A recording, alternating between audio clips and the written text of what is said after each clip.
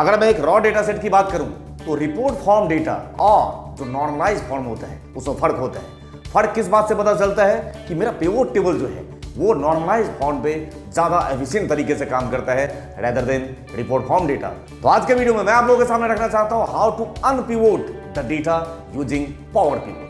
मैं आप लोगों को ये अनपिवोट डेटा का कॉन्सेप्ट सिखा चुका हूं यूजिंग पावर क्वेरी, लेकिन आज मैं आप लोगों के सामने ये जो अनपिवोट डेटा का कॉन्सेप्ट है वो यूजिंग पिवोट टेबल, वो भी ओल्ड पिवोट मेथड बताना चाहूंगा। ये रहा एग्जांपल आपके सामने।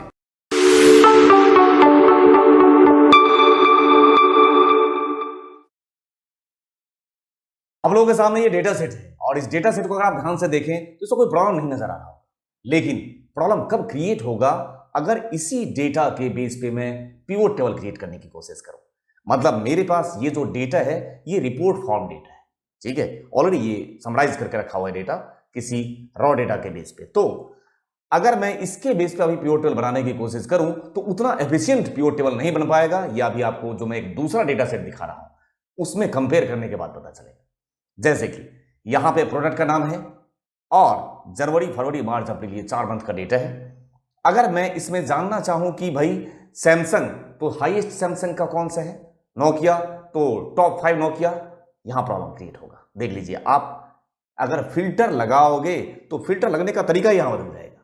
अब मैं आपको एक दूसरा डेटा दिखाता हूं, उस डेटा में आपको समझने की कोशिश करिए कि इस डेटा में फर्क क्या है। यहां मैंने आपको दूसरा डेटा दिखाया, ये जो डेटा है वही, बट ये नॉर्मलाइज फॉर्म डेटा है। अभी जो मैंने डेटा दिखाया था ये रिपोर्ट फॉर्म डेटा है, दूसरा डेटा नॉर्मलाइज फॉर्म है। क्या फर्क है दोनों में? अगर आप नॉर्मलाइज फॉर्म वाले डेटा को देखें तो यहां पे मैं RDFF फिल्टर लगा देता हूं। मैं यहां फिल्टर चलाना चाहूं तो ये रहा ग्रेटर देन, मैं ले लूंगा मान के चलते हैं 8000 जिसका अमाउंट है, एंटर प्रेस, और ये जिसका अमाउंट 8000 से ज्यादा है वो फिल्टर कर दिया। लेकिन यहां पे रिपोर्ट फॉर्म डेटा में आपको दिक्कत होगी, वो आपको डेटा देख के पता चला होगा उसको फिल्टर क्या करूं। अब मैं क्या करता हूं, ये जो रिपोर्ट फॉर्म डेटा है इसके बेस पे पिवोट टेबल बना के दिखाता हूं और वो पिवोट टेबल का जो डेटा होगा उसको फिर मैं नॉर्मलाइज फॉर्म डेटा में कन्वर्ट करके दिखाऊं। ये है मेरे पास डेटा सेट, मुझे पिवोट टेबल बनाना है तो Alt and V यही तो प्रेस करना था, ये नहीं प्रेस करना है। Alt and V ये जो नया वाला पिवोट टेबल का विजार्ड आता है इससे मुझे नहीं बनाना है, फिर हमारा पर्पस फुलफिल नहीं होगा। ठीक, इसको हटा दे रहा हूं। आपको क्या करना है, या तो जो ओल्ड वर्जन वाला पिवोट टेबल है उसको लाने के लिए आप कस्टमाइज रिबन में जाके वहां पे ऑल कमांड्स में मिल जाएगा आपको ओल्ड वर्जन वाला पिवोट, ठीक। लेकिन उसका शॉर्टकट मैं बता दे रहा हूं, वो ज्यादा आसान है, Alt DP, ये ओल्ड वर्जन वाला पिवोट टेबल चाहिए, pivot table and chart wizard. ये आपको pivot table and chart wizard ये यहां से भी मिल जाएगा। कहां पे? आप चले जाइए यहां मोर कमांड्स और कस्टमाइज में, यहां पे ऑल कमांड्स के अंदर pivot table and chart wizard यहां पे मिल जाएगा आपको। कर्सर यहां pivot table and chart wizard होगा कहीं, पिवोट टेबल एंड ये रहा, देखिए ये देखिए pivot table and pivot chart wizard ये यहां से मिल जाएगा। तो आप यहां से भी ऐड कर सकते हो, अदरवाइज मैंने आपको बता दिया शॉर्टकट क्या, Alt DP हो गया काम। दोनों तरीके से कर सकते हैं।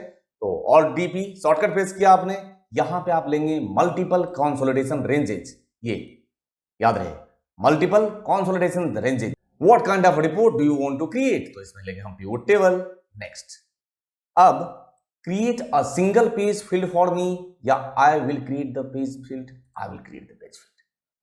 नेक्स्ट, और यहां से अब आपको लेना है ये रेंज डेटा का, टोटल को छोड़ देते हैं। क्यों छोड़ देते हैं टोटल को? टोटल तो ये खुद कर लेगा, पिवोट टेबल है, ठीक है। ये आपने यहां से ऐड कर दिया और नेक्स्ट पे चले जाइए, यहां पे नहीं, कर्सर कहीं भी रख लेते हैं बगल में इसके, एग्जिस्टिंग वर्कशीट यहां पे रख लेते हैं और फिनिश बटन पे प्रेस। इस तरीके से आपके पास ये आ गया टेबल। सॉरी, ये पिवोट टेबल है, लेकिन कंपेयर करो तो दोनों एक ही तो है। यही ये रहा स्टैटिक डेटा और ये रहा पिवोट टेबल डेटा, दोनों तो एक ही चीज है, बन के आ गया आपके पास। और अब अगर आप यहां पे देखें 151063 ये किसका है? ग्रैंड टोटल है ना, ये सबका है ना, ये ग्रैंड टोटल है। अगर मैं सम ऑफ वैल्यू की बात करूं तो ये सम ऑफ वैल्यू है, देख लीजिए ये वैल्यू का सम है, ठीक है। साथ के साथ आपको एक चीज और यहां पे बहुत इंटरेस्टिंग सिखा देना चाहता हूं। इस तरीके से आपने अक्सर जब भी प्योर टेबल बनाने की कोशिश की होगी तो आपको जो प्योर टेबल का लेआउट है वो ऐसा ही दिखा होगा, इस तरीके से, मतलब प्योर टेबल फील्ड लिस्ट का लेआउट की बात कर रहा हूं, ऐसे दिखा होगा। अगर मान के चलते मेरे पास बहुत सारे रो होते तो ये बहुत सारे रो होते तो ये बहुत डिस्टर्ब करता है। ऐसे सिचुएशन में आपको क्या करना चाहिए, यहां पे क्लिक करेंगे और ये field section and area section side by side, ये मैं बहुत यूज करता हूं, ऐसे रख लीजिए। इसका बेनिफिट, अगर बहुत सारे इस प्योर टेबल में कॉलम्स होते तो जो लेआउट है वो उतना इफेक्टिव नहीं है जितना ये आपको दिखने में लग रहा है ना। तो इस तरीके से लेआउट का सेटिंग करके आप बहुत ही अच्छे से काम कर सकते हैं प्योर टेबल पे। देख लीजिए अब मेरा काम क्या रह गया, 151063 ये क्या है, ग्रैंड टोटल है ना। अब मैं क्या करता हूं, इस 151063 जो ये लेआउट आ रहा है ये उतना बेहतर लेआउट नहीं है। मैं इस डेटा को ड्रिल करने की कोशिश करता हूं और फिर देखता हूं अनप्योर्ड नॉर्मलाइज डेटा को कैसा दिखता है। इस पे डबल क्लिक करेंगे तो क्या हो जाएगा, डेटा ड्रिल होकर आ जाएगा।